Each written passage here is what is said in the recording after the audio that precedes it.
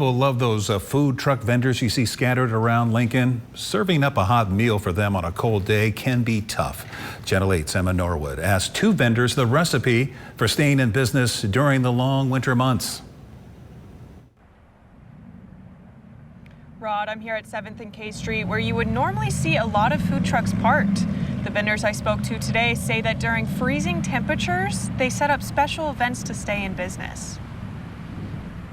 Lincoln is home to many food trucks who value serving the community, but because of the winter weather, a lot of these businesses aren't seeing the customer numbers they're used to. Glenn-Cox, the owner of Golden Goat Pizza, tells me they are just trying to keep their heads up. He took a different approach to the food truck business by creating an open space so that customers can feel more a part of the process. I set up tables in front of that, stretch the pizzas out, top them, and cook them in front of everybody, slice them up and box them in front of everybody so they can kind of feel like they're, entertained and part of the process. It gives a little bit more while they wait. The wait doesn't seem as long when you're watching somebody hustle and actually do the work. Many of these small businesses can cater special events or host workshops, granting them more exposure and offering customers a fun alternative to sitting in a restaurant.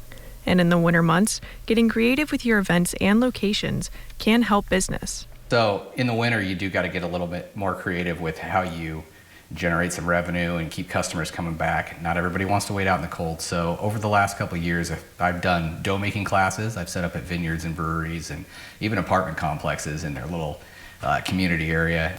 The owner of Parthenon, George-Kazas, says weather is something he keeps a close eye on. If it's freezing out, nobody wants to come out. Right.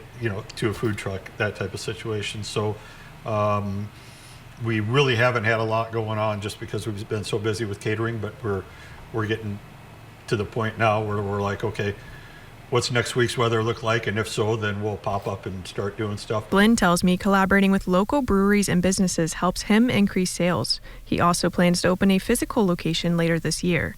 You can see where each of these vendors will be headed next by following their Facebook and Instagram pages. When the weather warms up, both vendors say you can expect to see more food trucks out on the streets.